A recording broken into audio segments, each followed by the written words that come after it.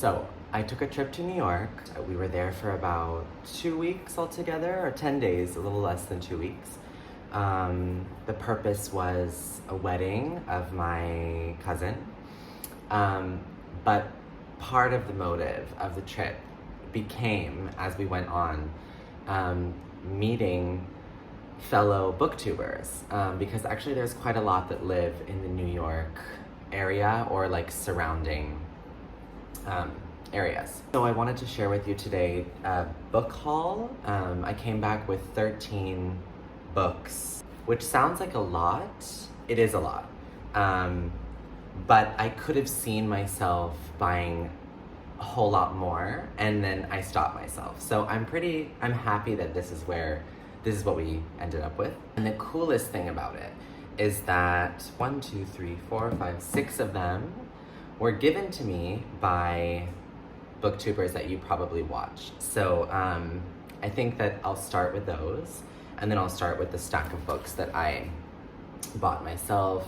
But I think it's more interesting for you, probably the ones that other internet friends gave me. And I must say, and I think I'll talk about it more in another video, because I took some vlog footage on that trip and I want to compile it into something, and I think maybe I'll chat more about the whole experience of meeting internet friends. But it was just really divine and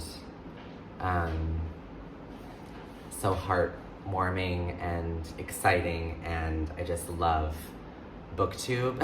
It's so hot also, excuse the AC, it's just impossible without it. Start with books that I got from Sophie. We stayed with Sophie in Brooklyn, and gorgeous home, gorgeous person. And she has a channel called Biblio Sophie. My last video was featuring her, so if you didn't watch it yet, I also need to iron these sleeves. She gave me 2 books that I'm missing a book. She gave me 2 books, one of which I'm so excited about, A History of My Brief Body by Billy Ray Belcourt. These are essays. Billy Ray Belcourt is an Indigenous Canadian queer author. My sister, Ignacia from Literary Iggy, loves this book. So when I saw it also on Sophie's bookshelf, I couldn't help myself but to just start reading it. And it's pretty dense in the sense that it's very, there's a lot of research, similar to Maggie Nelson, like built into this book. He refers to a lot of other things, and just, it's not one you can like breeze through, you need time.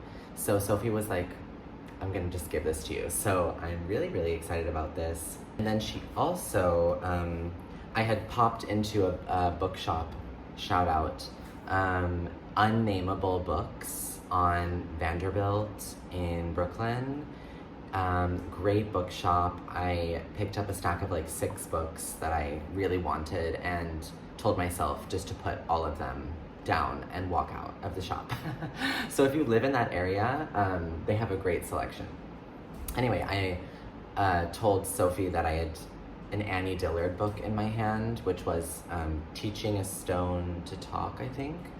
And I ended up not getting it, and so she gave me this one, which is The Writing Life by Annie Dillard, which actually interests me even more than the one that I was gonna buy. There's no blurb about this book anywhere here, but Annie Dillard is a prolific author. She wrote An American Childhood and Pilgrim at Tinker Creek, which you've probably heard of, and this is her book about writing and the act of writing, and I love authors talking about writing, and so yeah, I'm very excited to read that, and it's very slim, and I think that it's going to be very inspiring. Then I met up with a BookTube fave, Anna Wallace Johnson, and I can confirm that she is just as funny as she is in her videos. She's even funnier in real life, actually. She's like, my stomach hurt like when you laugh with someone on all fours, like hands and knees on the ground. So that encapsulates our time. Ohad and I just enjoyed so much also having dinner with her, and yeah, she's just a hoot. And she gave me, I was so happy and honored because this is one of her favorite books, The Dead Ladies Project, Exiles, Expats, and Ex-Countries by Jessa Crispin. So this is one of her favorite books, and she gave me her own copy, and I had to take a pause and say, do you want to do that? Are you sure? And she said, yes, I should have it. So I'm so thankful for that. Let's read what it says in the front.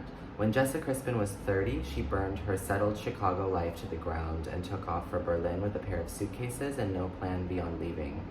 Half a decade later, she's still on the road, in search not so much of a home as of understanding, a way of being in the world that demands neither constant struggle nor complete surrender. The Dead Ladies Project is an account of that journey, but it's also much more. Fascinated by exile, Crispin travels an itinerary of key locations on its literary map, of places that have drawn writers who needed to break free and start afresh. Crispin interweaves biography, literary analysis, and personal experience into a meditation on the interactions of place, personality, and society that can make escape and reinvention such an attractive, even intoxicating proposition. That sounds really interesting, kind of like a travel novel that follows a lot of other figures in literature.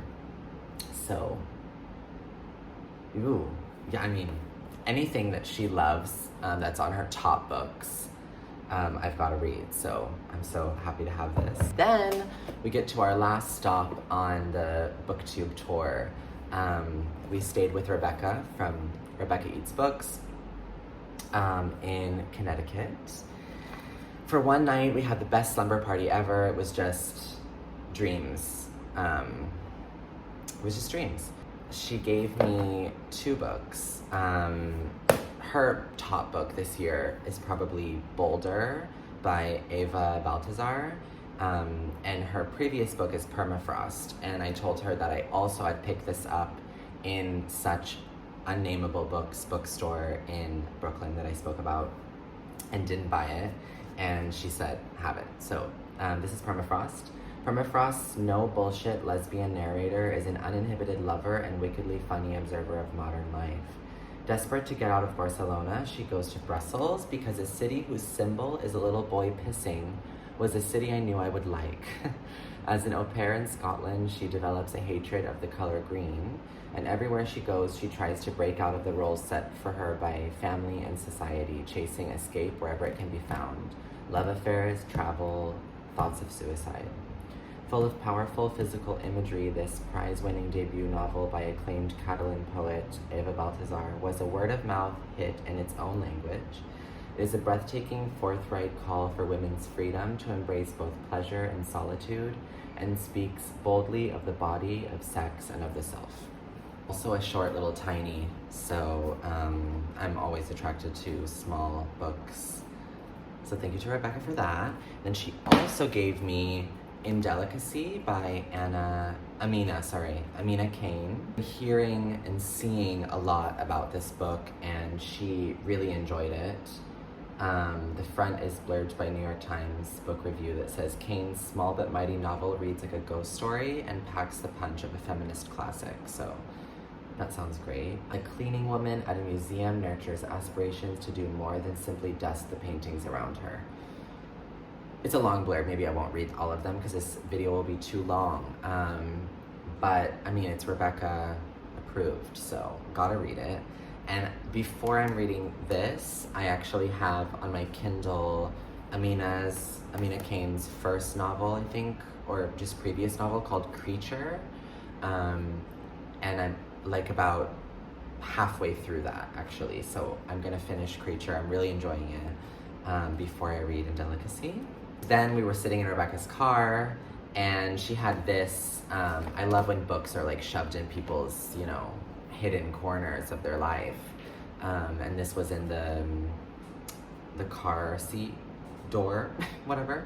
Wide Saragossa Sea by Jean Rhys. Her reputation was made upon publication of her heartbreaking novel, Wide Saragossa Sea, in which she brings into the light one of fiction's most mysterious characters, Rochester's mad wife from Charlotte Bronte's Jane Eyre.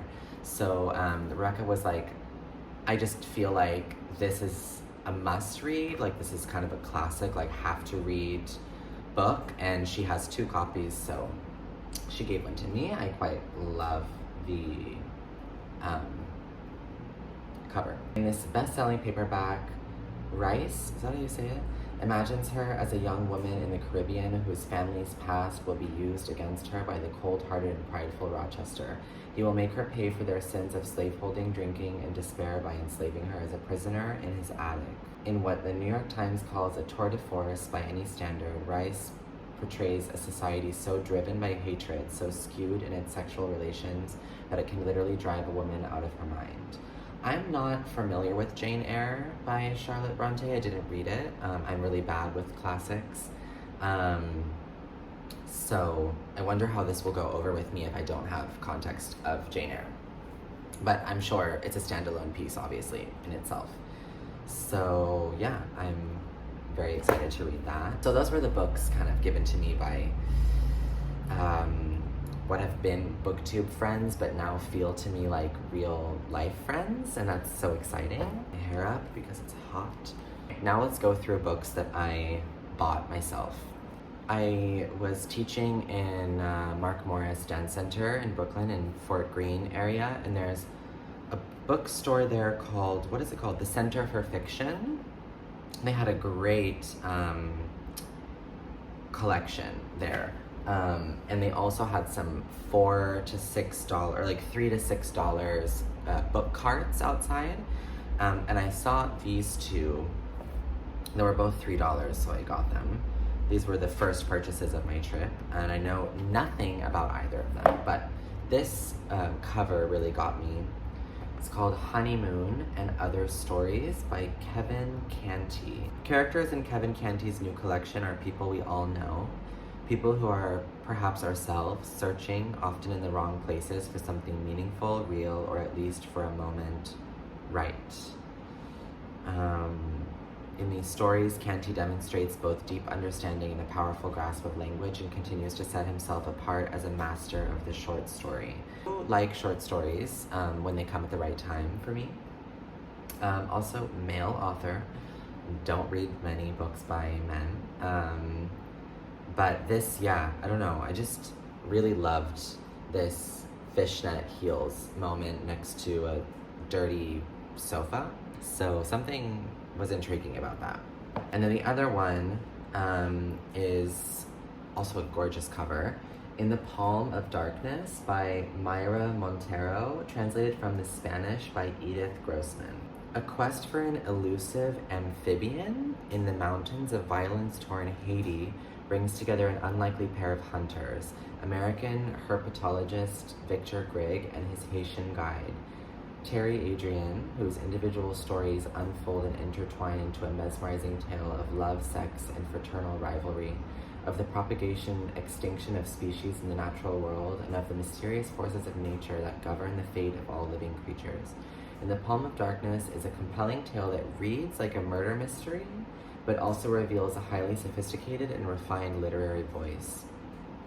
So that sounds really interesting, and I think it's quite like a sensual tale. I never read something based in Haiti before, and I like the kind of quest for an elusive amphibian. So yeah, it seems really interesting, and I love translated literature. There's that. The next bookstore I went to, I think, was McNally Jackson. One of them I don't have with me. It was a poetry collection called When the Night Agrees to Speak to Me, and I'm blanking on the name of the author, translated from French. And I left it with Rebecca because both Sophie and I read it and really enjoyed, and so I left her the copy with all of our little underlines and bookmark, or like tabs and stuff. So I'm curious when Rebecca, and if Rebecca reads it, what she's gonna think of it. So I got that one, and then I also got, I think on that same trip, Run River by Joan Didion. Love Joan Didion, but I have never read any of her novels, only her journalistic work, her memoirs, her like notebooks. So I have yet to try her novels. I know Play It As It Lays is probably gonna be a fave for me, but I haven't gotten to it. But this, I just loved the cover of.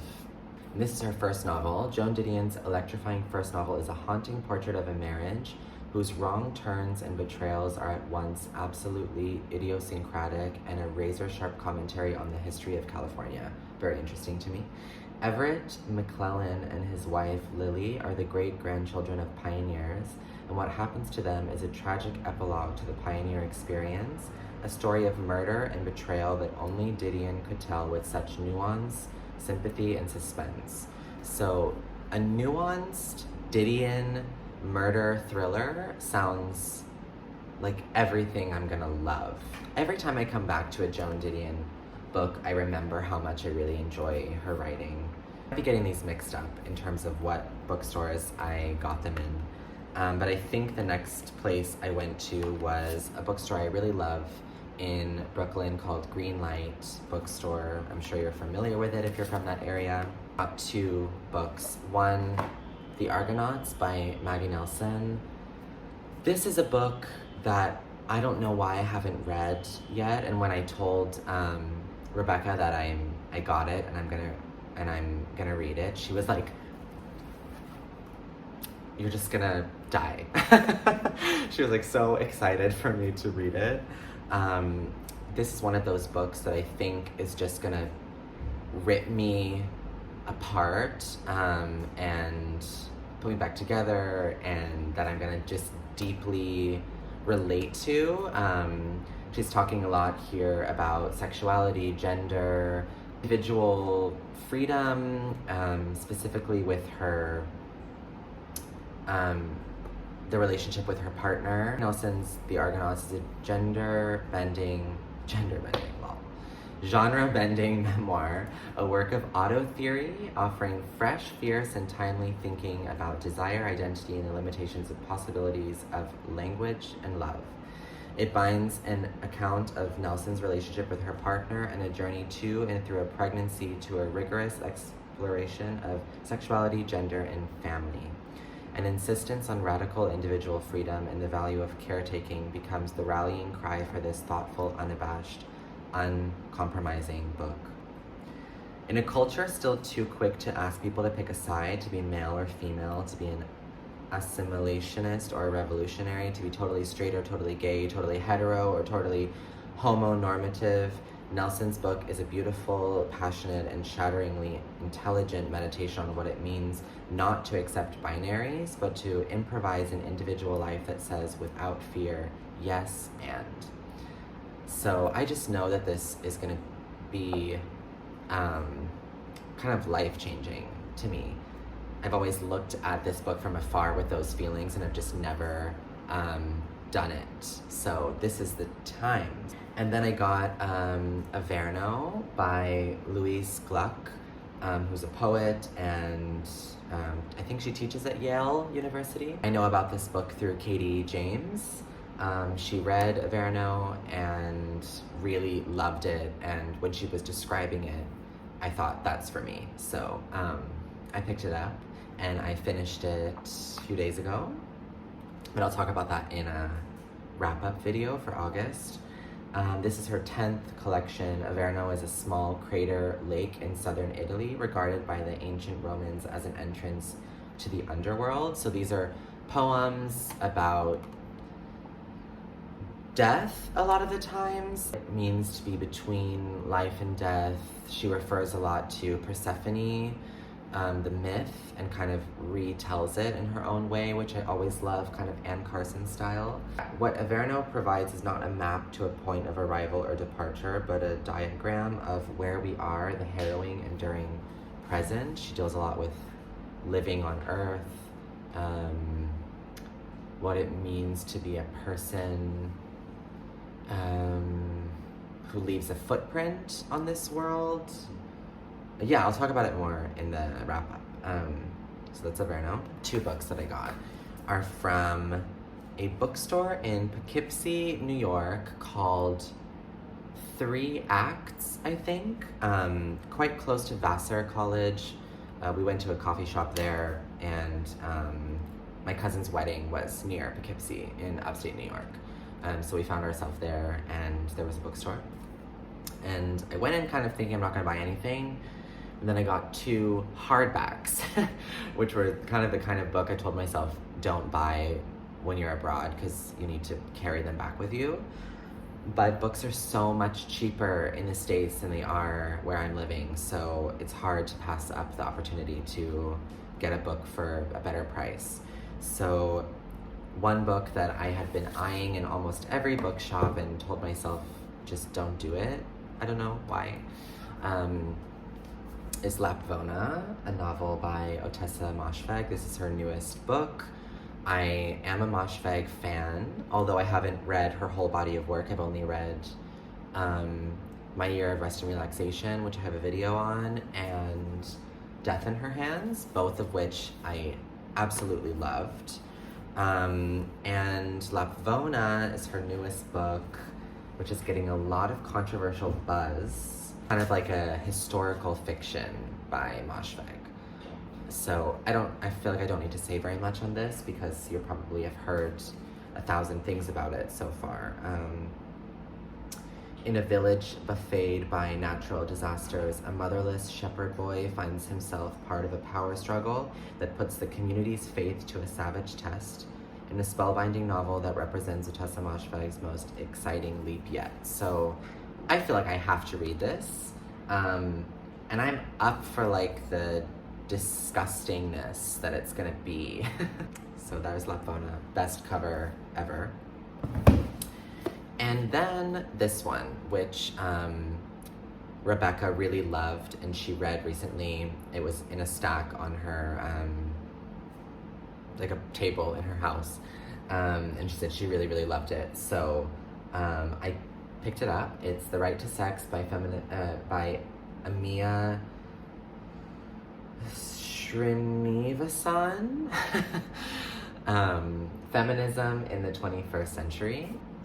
How should we think about sex? It is a thing we have and also a thing we do, a supposedly private act laden with public meaning, personal preference shaped by outside forces, a place where pleasure and ethics can pull wildly apart.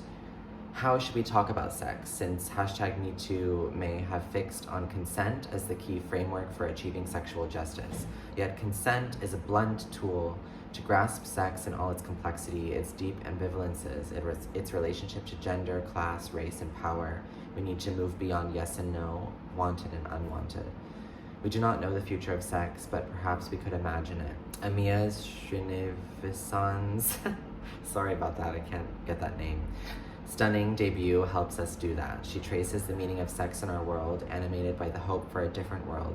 She reaches back into older feminist traditions that was unafraid to think of sex as a political phenomenon. She discusses a range of fraught relationships between discrimination and preference, pornography and freedom, rape and racial injustice, punishment and accountability, students and teachers, pleasure and power, capitalism and liberation. The Right to Sex Feminism in the 21st Century is a provocation and a promise, transforming many of our urgent political debates and asking what it might mean to be free. I read the first essay, which is called The Conspiracy Against Men, and have been highlighting quite a lot in there. Super interesting. I don't read, normally when I'm reading nonfiction, it's memoir. I don't read a lot of, I do read essays, but not a lot of what I would say like true nonfiction, like an essay about a subject or about a current situation of our times, or feminism, for example. I don't read a lot like about that. But as a person in the 21st century, that's important. So I'm really curious to read the rest of this. I thought that the first essay was super thought-provoking, especially since I'm not really reading feminism discourse very much. So I'm gonna love that, I think. Sitting weirdly on my ankles, and now I probably won't be able to feel my legs when I stand up. I'm back to work, so my summer break is over, but it was full with a lot of different things. And I feel excited to start another work period. Hope to read all these books and talk about them. If you've read any of them, or if any of them are on your TBR, let me know. That's all. Thanks for watching. Bye.